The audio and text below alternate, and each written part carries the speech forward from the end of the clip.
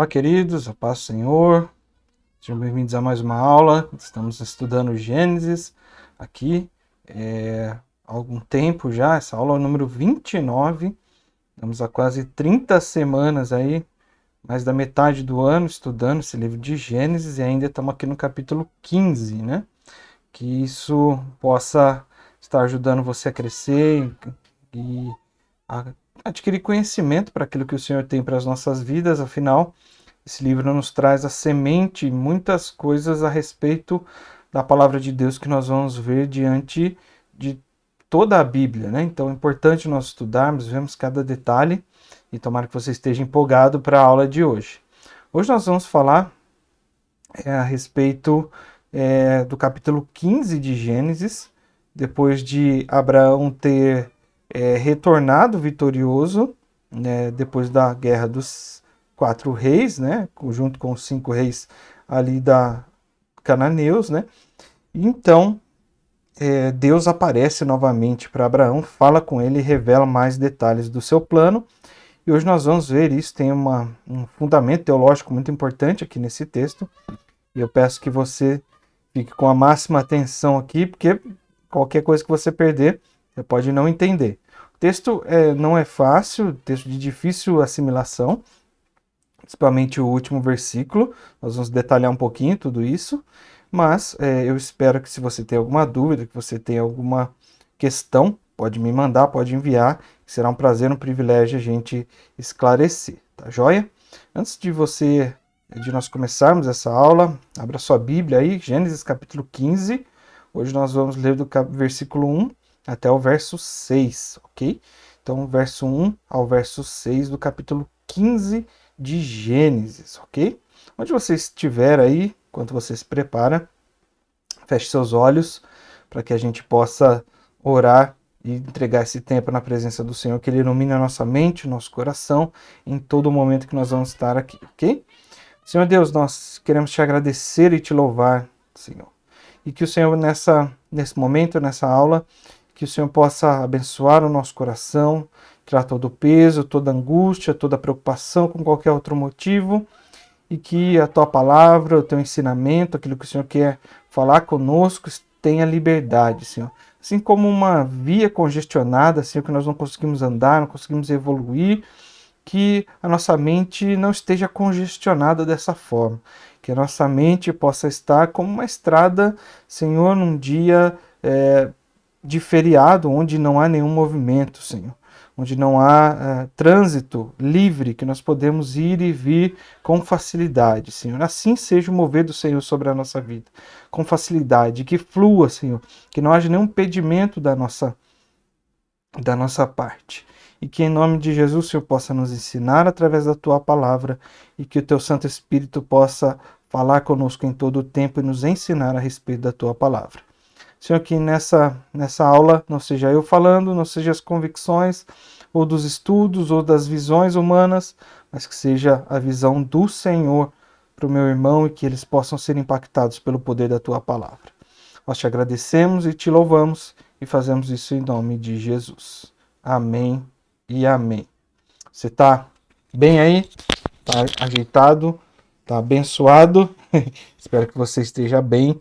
E nós vamos começar então essa aula, né, lendo o texto aqui do capítulo 15 de Gênesis, do verso 1 ao 6, vai dizer assim: depois desses acontecimentos, ou seja, aquele acontecimento do regresso de Abraão, dele ter vencido aquela batalha contra os reis do Oriente, da Mesopotâmia, que nós vimos ali na última aula. Então, depois desses acontecimentos, é uma sequência esse texto, né?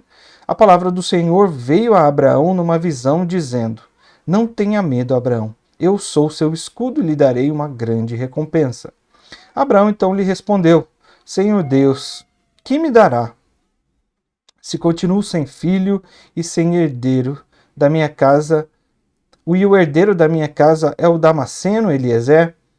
Abraão continuou: tu não me deste descendência, e um servo nascido na minha casa será o meu herdeiro. E eis que a palavra do Senhor veio a ele, dizendo: esse não será o seu herdeiro.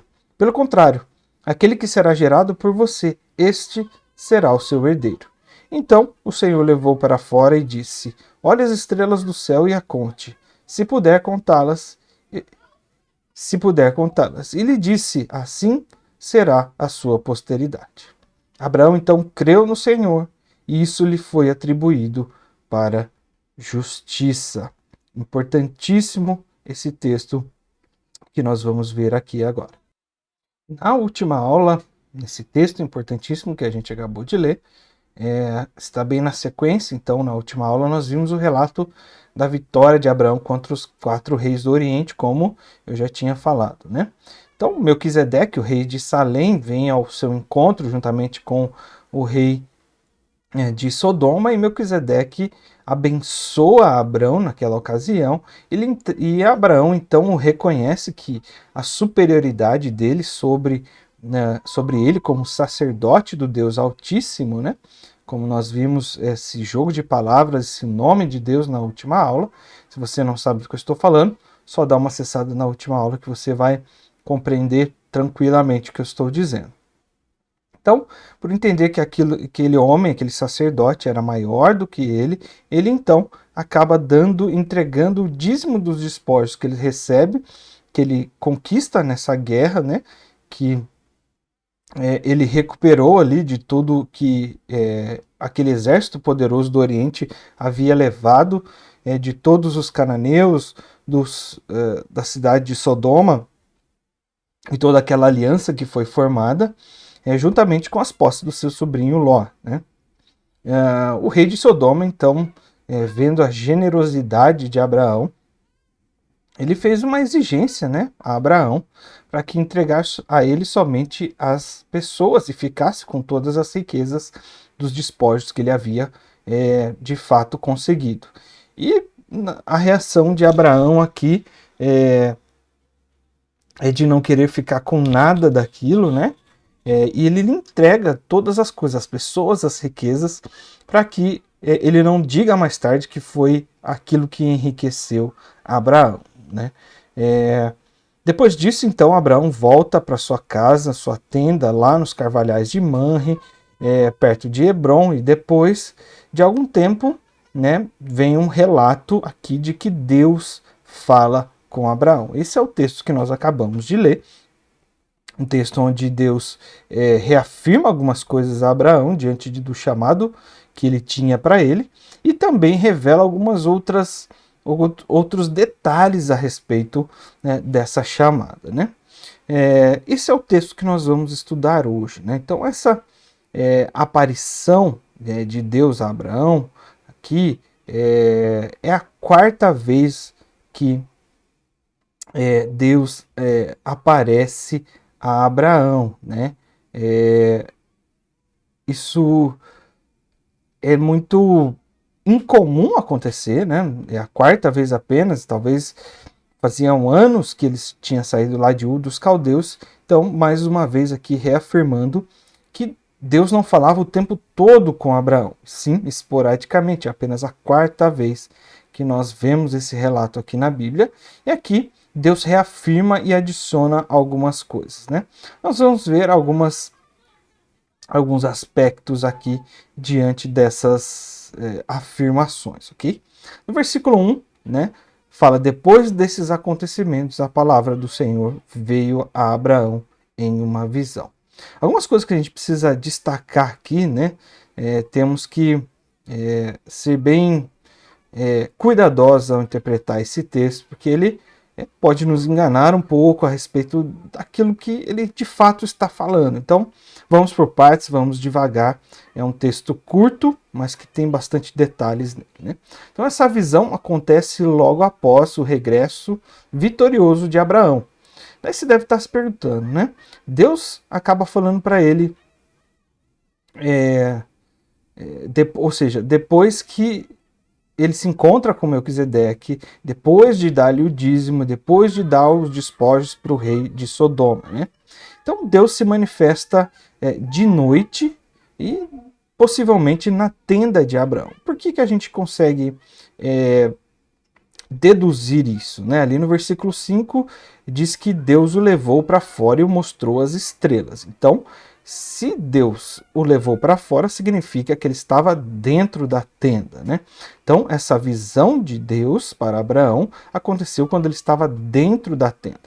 Quando Deus pede para Abraão olhar para as estrelas, isso significa que era de noite. Então, ele estava de noite na sua tenda quando Deus fala com ele. Possivelmente Deus, ele estava acordado, não foi uma visão em sonhos. Porque senão, como é que ele ia levantar disposto e ia sair simplesmente dormindo, né? Em sonho, uma visão, como isso aconteceria, né? Então, possivelmente, Abraão estava acordado e o fez contemplar as estrelas, né? Essa é a quarta vez, como eu já disse, que Deus se manifesta a Abraão. Primeira vez que isso aconteceu foi lá em Ur dos Caldeus, quando Deus chama Abraão para sair da sua terra, né?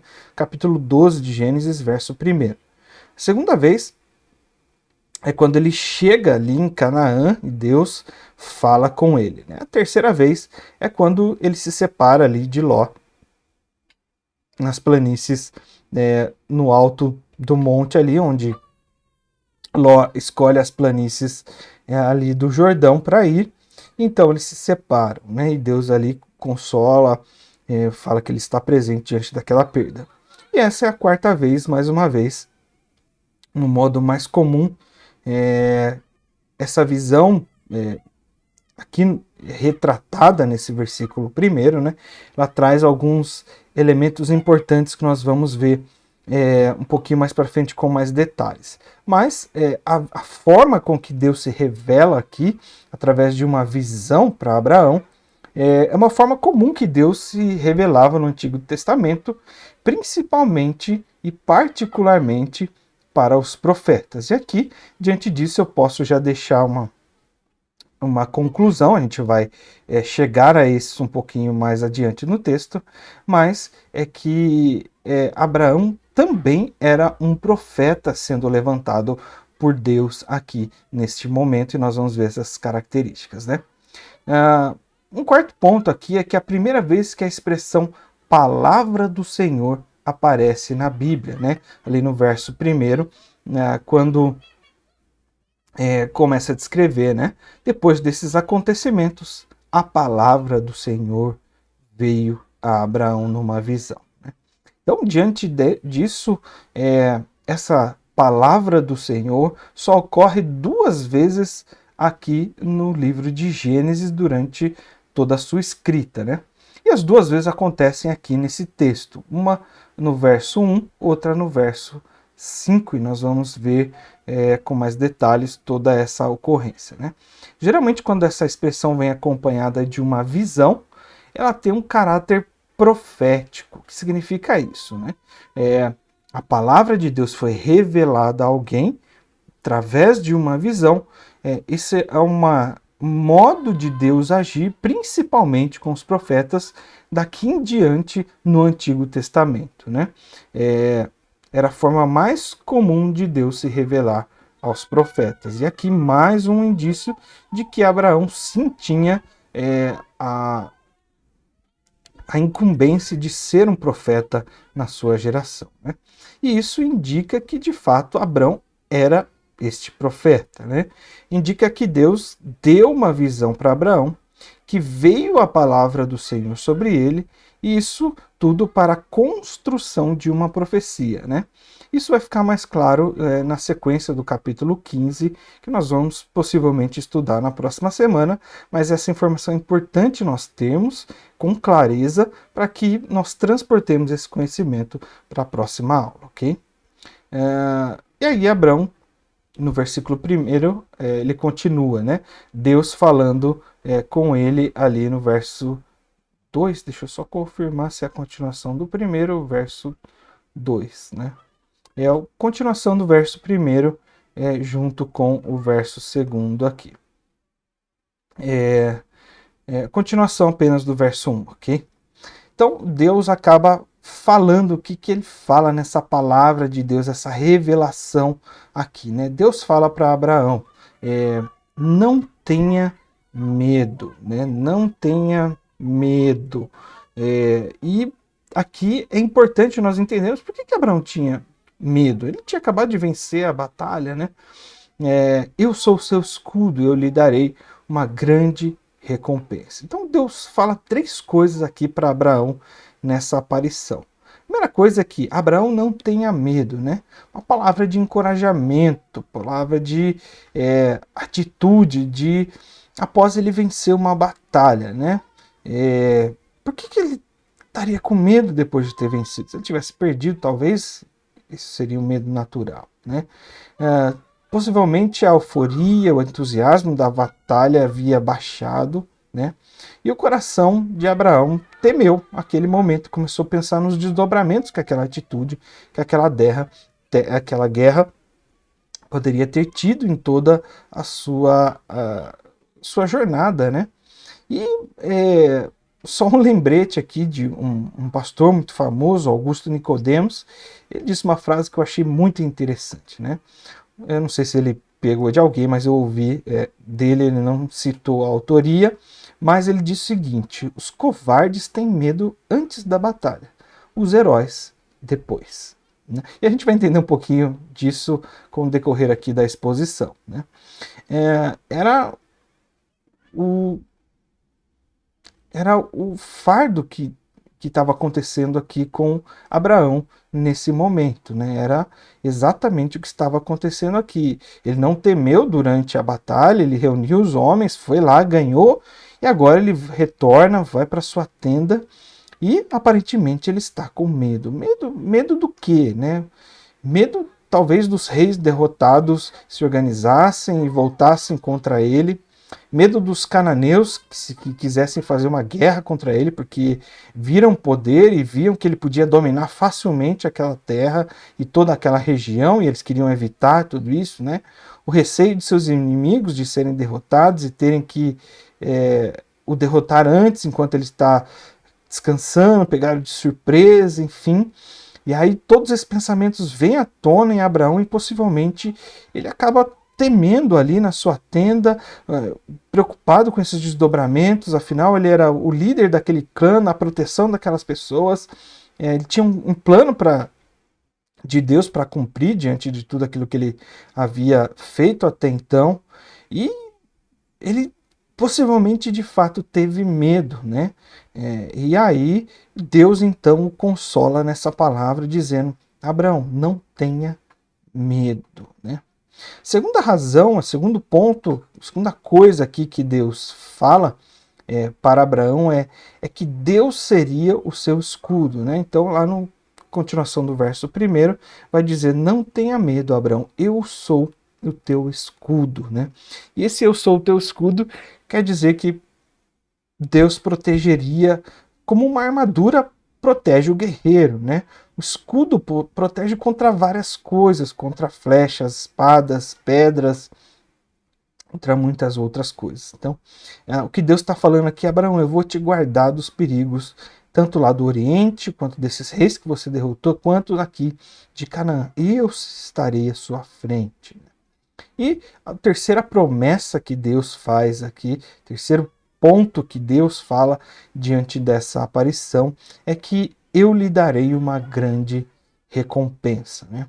Abraão tinha acabado de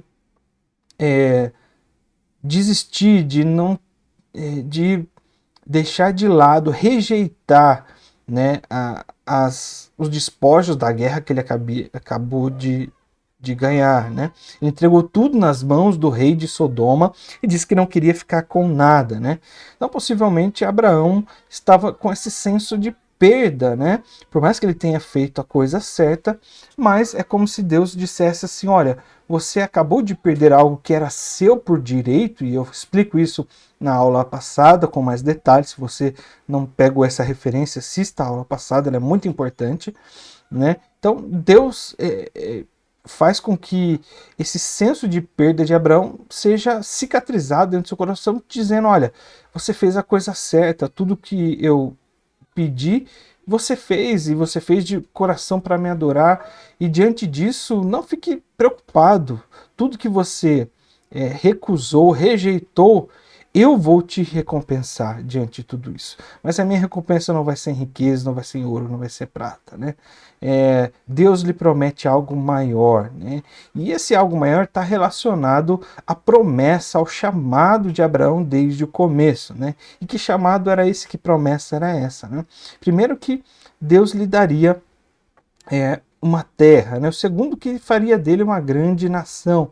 Terceiro, que amaldiçoaria quem o amaldiçoasse. Quarto, que bendiria aquele que o bendizesse, né? Ou seja, abençoaria quem o abençoasse, né? E quinto, e não último, que ele engrandeceria o seu nome, e diante dessa engrandecer o seu nome, na sua descendência seriam bem-sucedidas todos os povos da terra, todas as nações seriam benditas através da descendência de Abraão. E nós vimos isso um tempo atrás, em algumas aulas passadas, que isso se refere à vinda do Salvador, em que sairia da descendência de Abraão e que, de fato, através de Cristo, todo aquele que aceitar a Cristo seria abençoado. Ou seja, todas as nações da terra têm o privilégio de serem abençoadas pelo aquilo que Cristo tem para nós, que é a salvação, que só nele que nós encontramos, né? Então essa recompensa está relacionada a tudo que Deus já havia revelado a Abraão que ele faria, né? É como se ele dissesse: olha para a recompensa do futuro que eu vou te dar. Tire os olhos dessa situação, tire os olhos daquilo que você acabou de perder, né? Eu estou no controle de todas as coisas. Olhe para frente, olha o que eu vou fornecer para você em toda a sua descendência. Olha para o seu futuro, né? E aí mais tarde ele fala: olha para as estrelas do céu, é assim que eu vou fazer a sua descendência, né? Mesmo recusando os despojos ali, as riquezas de Sodoma,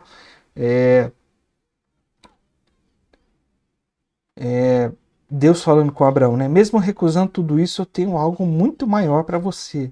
Não veja valor nisso. O que eu tenho para você, de fato, tem o valor, né? E, acima de tudo, Deus seria a grande recompensa de Abraão, né? O texto diz grande recompensa.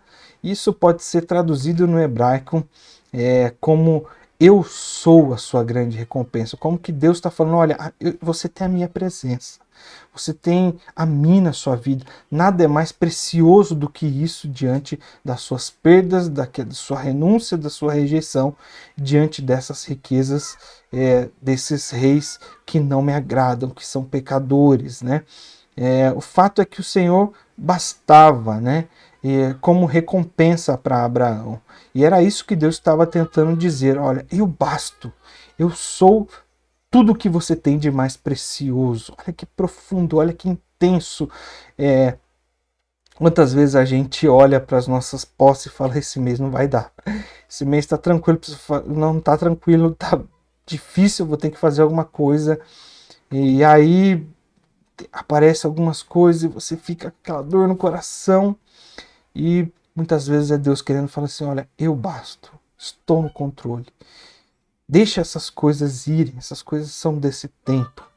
Eu sei, você tem a mim. E tudo isso é muito mais precioso do que aquilo que você perdeu, daquilo que você não tem, né? E muitas vezes a gente perde muito tempo correndo atrás daquilo que nós não temos e deixamos de valorizar aquilo que é mais precioso que nós temos, que é a presença de Deus. E Deus estava lembrando Abraão aqui disso, né? Falando: Abraão, olha para mim, eu tenho algo que você nunca jamais vai conseguir em qualquer outro lugar. Eu sou o seu bem mais precioso. Então, meu querido, minha querida, Deus é algo mais precioso do que nós temos e nós poderíamos ter em qualquer circunstância. Que nós possamos valorizar e parar de correr atrás de tantas outras coisas. Vale a pena viver por esse Deus. E ali, o verso 2 continua, e Abraão então responde, né? Senhor, que me darás, né? É como se Abraão estivesse sendo consolado, pegado nos braços ali por Deus, diz: Abraão, não temas, eu sou o teu escudo, eu vou te dar uma grande recompensa. E Abraão ali, né? Ele acaba quebrantando o seu coração e falando: Deus, já que é assim, então eu vou abrir o meu coração. eu vou falar aquilo que está aqui dentro de mim, né? Nesse segundo momento, Deus consolando, incentivando, tratando o coração, Abraão se levanta diante de Deus aqui com uma queixa, né? Diante daquela situação, ele sabe, ele abre o seu coração diante das palavras de Deus ali. Possivelmente ele estava quebrantado ao ouvir o Senhor, esse consolo, expressa toda aquela angústia, aquele temor, preocupação que ele tinha diante daquela situação que ele estava vivendo naquele momento sozinho diante da sua tenda. Um momento possivelmente de reflexão, de introspecção, olhando para o futuro, vendo que tudo poderia ser arruinado diante de tudo que ele estava planejando. Mas Deus se revela a ele e abre o coração diante do Senhor. E aí ele começa, Senhor Deus, né? É a primeira vez que aparece essa palavra hebraica Adonai, né? O Senhor Deus, né? Para um apelativo de Deus em hebraico, a expressão aqui que ele fala Senhor Deus, né? É Adonai Yahvé, né? Ou seja, traduzindo aqui por Senhor Deus. Adonai significa Senhor, soberano, aquele que é dono de todas as coisas, o dono supremo. Possivelmente a visão que o influenciou a contemplar a glória e a imensidão do poder de Deus, e ele acaba se rendendo naquele momento, indicando, né, que ele estava completamente entregue naquele momento, e ele adora a Deus, dizendo, Deus Supremo Todo-Poderoso, Adonai, né, e começa a falar com Deus. Por mais que Abraão estivesse preocupado, inquieto, ele não questiona Deus, e sim, ele se prostra, abre o seu coração, e esse é o retrato de um coração quebrantado, né? Ele então expõe o que de 4 formas aqui, e vale lembrar que nenhuma dessas reclamações, dessas revelações de Abraão, do seu coração aqui, elas precediam de falta de fé de Abraão. Pelo contrário, né? Ele foi impulsionado pela fé em Deus, abriu seu coração e entregar esses sentimentos ruins na presença de Deus, né? E sim, ele queria entender como seria possível tudo isso que Deus estava falando para ele, né? Ele estava angustiado com isso, tipo, Deus, eu não tenho descendência, eu não tenho filho, se eu ficar falando aí que eu vou ter uma descendência desse tamanho, daquele tamanho, eu não tenho filho, essa descendência vai vir de que jeito? Como é que eu vou conquistar tudo isso? Como é que isso vai acontecer? Me ajuda a entender isso, que eu tô ficando aqui angustiado, tá difícil. Minha esposa continua estéril, eu continuo envelhecendo ainda mais, a capacidade de fazer tudo isso está ficando menor ainda a cada dia. Por favor, Deus, me explica como é que vai ser esse negócio. É como se Abraão estivesse querendo entender como que Deus faria as coisas na vida dele, como ele cumpriria as promessas na vida dele, né?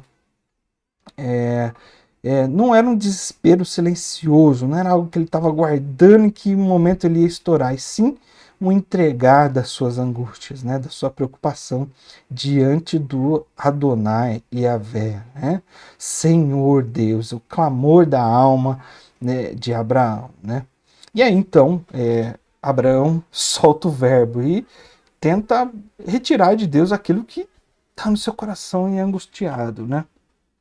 E aí no verso 3 vai dizer as palavras de Abraão, né? Tu não me deste descendência. Sem descendência, como essas promessas vão se cumprir? Não é uma reclamação, né? Como eu vou ser uma grande nação?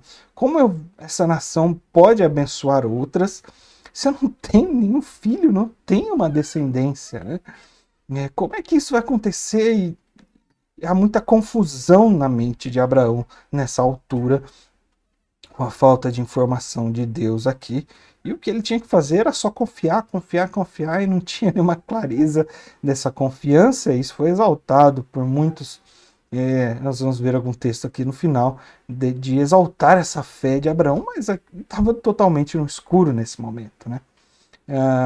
E no versículo 2 ali, o Senhor Deus, que me dará, né? Se continuo sem filhos. Pelo jeito, eu vou morrer sem filhos. Talvez esse era o pensamento de Abraão, né? Eu continuo aqui no hebraico, essa palavra continuo sem filhos, né? O continuo no hebraico significa caminhar, ou seja, caminhar até a morte, prosseguir até a morte, prosseguir por mais um tempo sem filhos, né? Abraão e Sarai cada vez mais velhos, cada vez ela continua estéril, ele continua envelhecendo e nada de ter filhos, né? Terceiro ponto aqui que Abraão fala também ali no verso 3 é que e um servo nascido na minha casa será o meu herdeiro, ou seja, alguém que não é o meu filho vai acabar sendo meu herdeiro. É esse o plano que o Senhor tem, Deus? É isso que o Senhor vai fazer? É dessa forma que o Senhor vai cumprir essa promessa, né? Possivelmente Abraão comprou esse servo dele, esse escravo lá em Damasco, né? Porque ele é Eliezer, o Damasceno, né? Então, possivelmente ele era um nascido no seu clã, filho de alguém que era da sua confiança, era de muita confiança ali de Abraão, na ponto mais tarde de achar uma esposa para o seu filho Isaque, que ainda aqui não apareceu na história, mas nós sabemos que Abraão vai ter um filho, Isaque, né? O questionamento de Abraão é que é dessa forma que a história vai se desenrolar, através dessa condição, já que eu não tenho filho, é assim que vai ser realizado? É dessa forma, é assim que eu preciso me organizar, Deus? Né? Desde o início foi isso que o Senhor quis dizer que realizaria na minha descendência, através de Eliezer, o meu servo de confiança. É isso que o Senhor vai fazer, né? E na verdade, Deus diz que não é dessa forma, né? Logo ele esclarece que não é dessa forma, que ele teria um filho natural, né? No verso 2 ali, e a última coisa que Abraão pede para Deus esclarecer naquele momento, né? É que, Senhor Deus, o que me darás? Né? É como se Abraão tivesse dizendo assim, do que adianta você me dar tudo isso se eu não tenho filho para compartilhar tudo isso, né?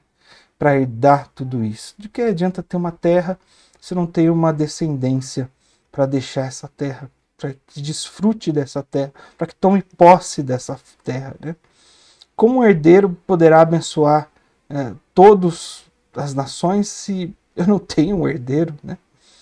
Como vou ter terra, descendência, se me falta herdeiro para desfrutar de tudo isso? Então havia uma angústia, havia uma ansiedade no coração de Abraão, e ele de fato acaba colocando isso diante de Deus, e Deus então responde, né? E aí começa no verso 4 aqui as respostas de Deus, né? E aí novamente Deus fala com Abraão, né? No prosseguir do texto, né?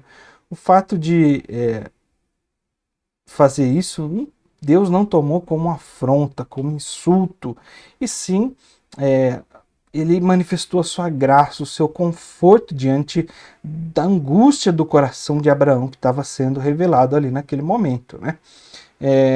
Ele profere aqui 3 declarações, né? Deus, e novamente aparece no versículo 4, eis que a palavra do Senhor veio a ele, né? Indicando novamente o tom profético aqui da fala de Deus naquela mesma noite, né? Continuação, tudo isso aconteceu em uma só noite, cremos que é assim que está relatado na palavra de Deus. Verso 4 ali continua, eis que a palavra do Senhor veio a ele dizendo, né? Então Deus fala novamente, né? A palavra do Senhor veio, essa é a segunda vez aqui que aparece a palavra do Senhor ali nesse texto de Gênesis, né? Esse tom importante aqui. Então, e ele diz, né? Esse não será o seu herdeiro, ou seja, Abraão estava perguntando, olha, vai ser o meu servo Eliezer, o Damasceno, que vai ser o meu herdeiro? E Deus fala, não, não vai ser Eliezer que vai ser o seu herdeiro, né? Por mais fiel e querido que seja, não será este filho adotivo. Isso não estava nos planos de Deus, né? Então Deus aqui acaba afunilando a promessa dele, que não seria uma geração adotiva. Por mais que essa seja a nossa relação com Deus, nós não somos filhos legítimos, Deus nos adota, né? Não é dessa forma que ele vai fazer a descendência aqui com Abraão, né? Não é dessa forma que ele vai de fato revelar a sua vontade para Abraão, né? E no verso 4 também ele diz que seria gerado através de Abraão, né? O que isso quer dizer, né? Das suas entranhas no hebraico aqui, né? Será gerado por você um filho natural. Isso isso não havia sido revelado antes, né? Deus faria um milagre, né? Através da velhice de Abraão, da estéril Sarai. Então, Deus faria um milagre e promoveria isso de tal forma que o Senhor seria exaltado aqui em todo esse contexto, ok? O verso 5 diz que a descendência seria numerosa, como as estrelas do céu, né? Capítulo 13, verso 16, Deus aplica tudo isso de uma forma parecida, né? Quando Deus fala para Abraão que a descendência dele seria como o pó da terra, né? Se ele pudesse contar o pó da terra, então esta seria a descendência de Abraão, né? E aí, aquele versículo que nós sempre fixamos mais nesse texto aqui, né? Que a descendência seria tão numerosa quanto as estrelas do céu, né? Então, Deus leva para fora da tenda e mostra as estrelas do céu, né? E é como se Deus dissesse, olha, fui eu quem fiz essas estrelas que você está contemplando, né? Eu tenho poder para fazer essas estrelas. Se você contempla e admira, né, essas estrelas, assim como lá o seu passado, você fazia isso, né? Você tirava as conclusões através dessas estrelas, idolatrava as estrelas, que fui eu quem criei, né? Nós vimos lá o nome Abrão, né? Aquele que contemplava as estrelas, estudava as estrelas, né? Era um idólatra ali em Ur dos Caldeus. Agora essas estrelas que você tem a convicção que fui eu quem criei, a revelação de que fui eu quem criei, eu tenho poder para criar tudo isso, aquela que você idolatrava, será que eu não tenho poder para criar a sua descendência, tudo aquilo que você tem para daqui para frente? Você não crê que eu tenho poder para fazer? Se eu fiz todas essas estrelas, para mim fazer um filho é rapidinho, é tranquilo. Fique em paz, Abraão. É como se Deus falasse que o seu poder para Abraão. Tipo, olha, fui eu que fiz essas estrelas. Eu posso fazer o seu filho na sua esposa estéril, na sua velhice também. Fique em paz, confie. Aquilo que você tem de mais precioso sou eu. Confie em mim, né? E aí, um retrato daquilo que Deus sempre usa para falar conosco, né? Ele desenvolve elementos visuais aqui para fortalecer a nossa fé, né? Na revelação bíblica isso é muito comum, né? Olha para estrelas como inspiração da promessa de Deus. Muitas vezes, na história aqui bíblica, né? Aquilo que Deus mostra como símbolo de promessa, nós homens acabamos idolatrando, né, esses elementos, né, e não o Deus que o criou, né? Isso, na verdade, é muito comum, né? Isso não aconteceu aqui com Abraão nesse caso, mas com nós cristãos isso é muito comum, né? Um exemplo disso, até hoje, os ídolos romanos, né? Que eram, lá no início, que foram colocados para que sejam inspirados por Pedro, por João, por Maria, por tantos outros, né? E hoje nós vemos toda essa comunidade católica adorando esses ídolos, né? Se prostrando, fazendo orações para isso. Pode ser que nessa não tenha sido a intenção nessa criação, né? Mas foi isso que acabou se tornando tudo isso, né? E o último ponto aqui, antes da gente prosseguir, né? Deus queria que Abraão percebesse o poder dele e confiasse nele, porque pela demonstração de todo esse poder. É importante a gente entender isso, porque agora tudo isso vai culminar numa fala de Deus aqui que tem um peso teológico muito importante para nós aqui, que somos essa descendência da nova aliança, né? Pós reforma, nós somos cristãos reformados, né? Então, Abraão, verso 6 aqui, que é muito importante para nós. Vou até tomar uma água aqui para dar uma respirada, que agora segura na cadeira, que esse é o texto mais difícil que nós vamos interpretar aqui, que há muitas ligações, há muitos conceitos a respeito disso, e é importantíssimo para a vida de todo cristão que crê em Jesus Cristo, que é justificado pela fé, ok?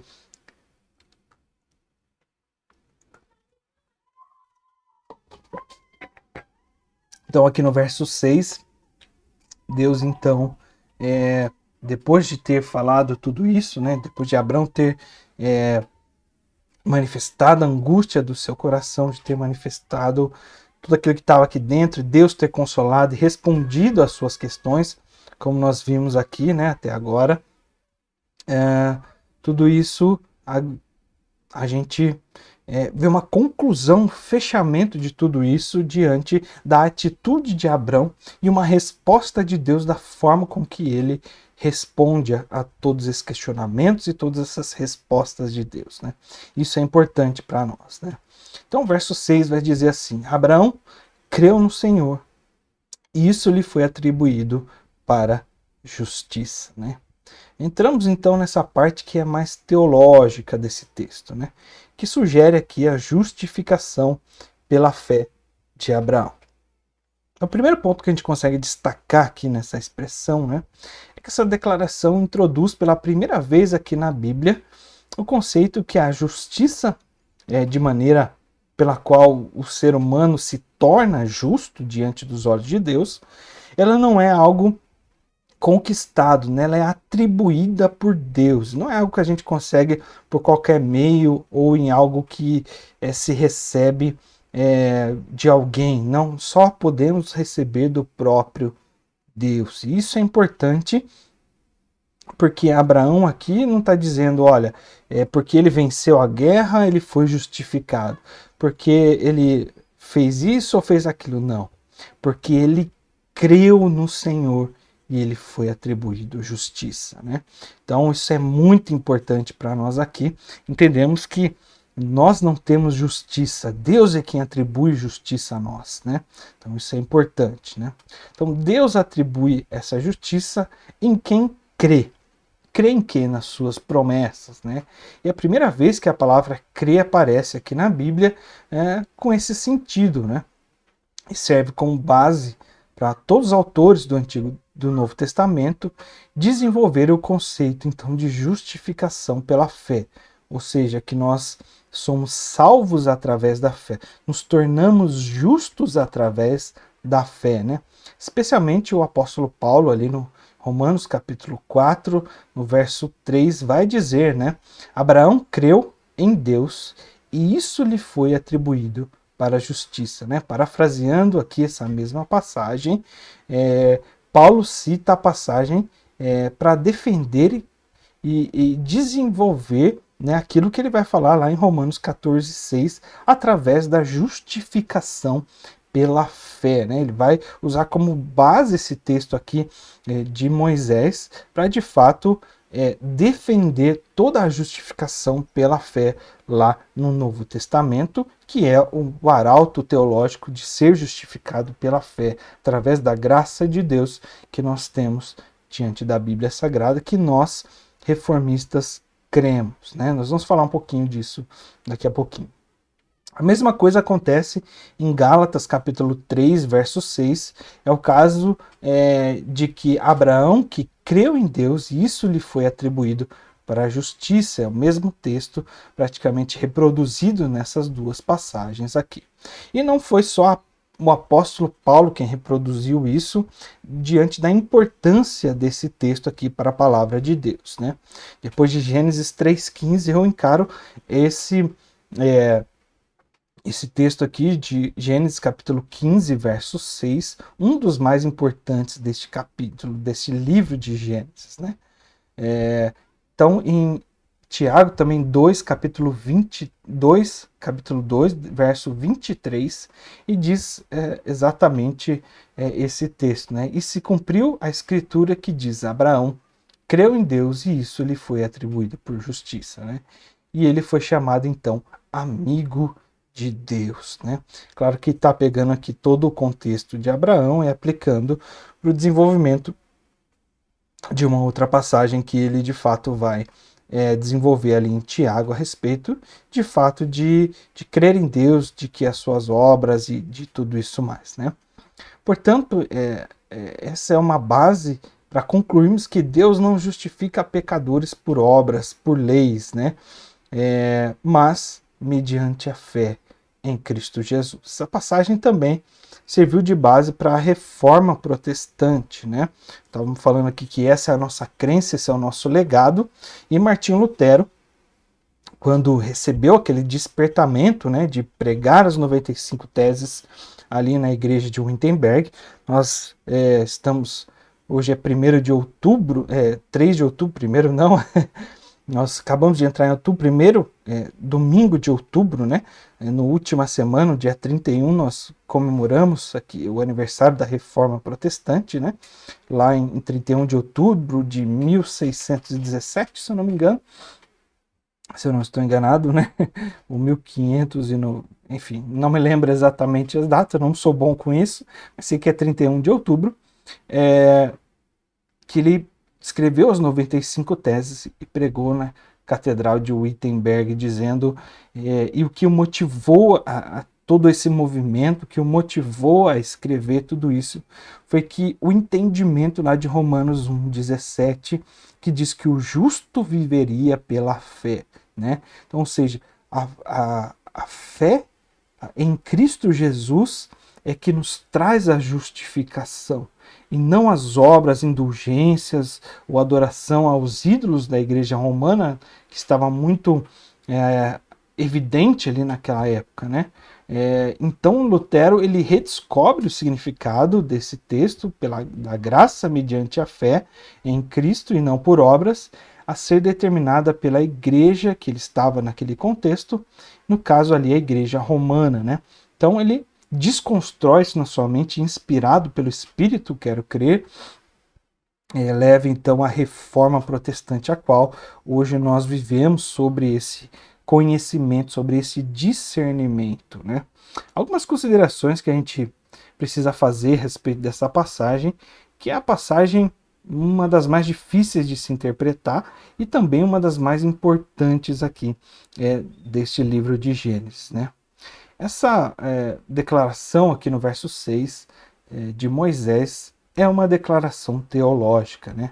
Ele lá não fala exatamente ou apenas daquele episódio que nós acabamos de ver do desmanchado coração de Abraão, mas sim de toda a sua vida, desde a saída de Abraão lá de Ur dos Caldeus, né, até tudo que ele passou no Egito, depois na volta a Canaã, depois da guerra e agora todas essas coisas, o episódio com Ló, o episódio com Melquisedeque, diante de todas as situações que a Bíblia nos apresenta, e talvez outras que não nos apresentam aqui, é como se Deus estivesse validando aqui, reafirmando de que Abraão passou no teste, ele foi justificado pela sua fé, pelas suas atitudes de confiar em Deus, né?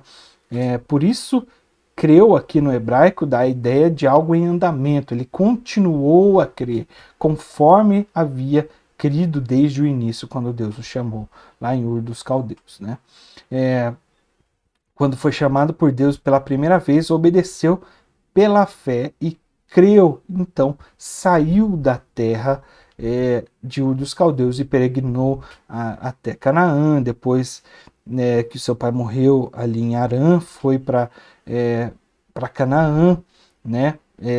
Depois até o Egito, depois voltou para Canaã, depois se instalou ali em Hebron, depois que se separa de Ló, que vai para o vale ali do Jordão e se instala até ali. Então toda essa peregrinação, toda essa caminhada, depois que Deus manda peregrinar toda a terra, ele chega novamente ali, se instala nos cavalhais de Manre, ali próximo a Hebron.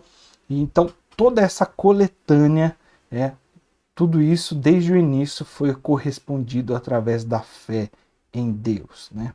Então tudo que ele fez não foi porque ele queria ganhar algo, mas porque ele cria nas promessas de Deus, né? Então essa expressão de fé que Abraão apresentou desde o início da sua peregrinação, tudo isso resultou nessa declaração de Deus, né? Segundo ponto aqui que nós podemos afirmar é que da mesma forma que que creu em Deus desde o início da saída de Ur dos Caldeus, ele já vivia uma vida de alguém que já tinha sido justificado por Deus, né? E essa expressão só retrata e reforça essa imputação de Deus sobre essa distinção que existia nele, né? Esse evento vem concretizar, ele vem de fato coroar ali diante de tudo que aconteceu, essa expressão de que ele foi justificado por Deus, né? Que ele teve fé e confiança em Deus. Portanto, reflete a justificação que ele já tinha em Deus. E não é nesse momento que ele é justificado.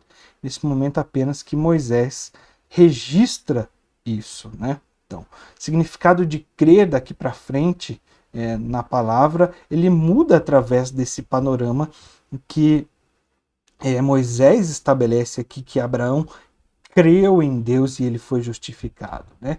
Descreve a resposta de Abraão a tudo que Deus havia proposto a ele, né? Dado a ele desde a saída ali de Ur dos Caldeus até a visão e a promessa do filho natural que acabou de ser revelado aqui nesse texto, nesse capítulo, através da visão que Deus dá a Abraão, né? Então o coração de Deus confiou que Deus havia dito e descansou, né? Seu coração descansou, ele creu, confiou nas promessas, ele houve paz ali, né? Apesar da impossibilidade física, apesar de tudo que ele estava passando, ele confia no Deus que tem e descansa apesar de todos os obstáculos, né? E aqui interessante, já concluindo, né? O verbo crer em hebraico é aman, né? E é muito próximo de uma palavra que a gente usa muito, né? Que é amém. Que é assim seja, né? É como se depois de revelar a promessa de Deus, Abraão tivesse dito que assim seja, amém, né? Ele creu, ou seja, amém, né? E assim encerra toda a dúvida, que assim seja conforme o Senhor quiser fazer, né? Ele recebe aquela promessa, ele descansa na promessa de Deus, né? Conforme o retrato de Paulo ali na carta de Romanos, capítulo 4, versículo 18, diz que Abraão, esperando contra a esperança, creu para vir a ser pai de muitas nações, segundo aquilo que havia dito. Assim será a sua descendência, né? Então Paulo descreve aqui esse desdobramento da atitude de Abraão. Ele creu, se tranquilizou no Senhor, né? Muitas vezes Deus tem algo muito claro para as nossas vidas e nós deixamos tantas vezes isso passar, né? Não permita que isso aconteça. Creia nas promessas de Deus, né? Descanse nos braços do Senhor. Permita que Ele de fato revele ao teu coração tudo aquilo que Ele quiser e creia, permaneça fiel. Amém? Nós nos vemos a semana que vem. Eu sei que foi um texto difícil, longo, com bastante desdobramentos. Em alguns momentos eu dei uma corrida para dar tempo, mas ficou alguma dúvida, alguma ponta solta na sua cabeça, por favor, não hesite em falar com a gente, em tirar a sua dúvida. Esse é um texto muito importante para quando prosseguirmos, esse conhecimento vai ser acumulado e cada vez mais. Quanto mais dúvidas você tiver agora, mais dúvidas você vai ter depois, ok? Então não hesite em nos procurar e falar para que a gente possa consertar tudo isso quanto antes na sua mente e no seu coração, para que o Senhor continue se revelando a você. No mais, uma excelente semana a todos, Deus abençoe e até semana que vem, se Deus assim permitir. Tchau!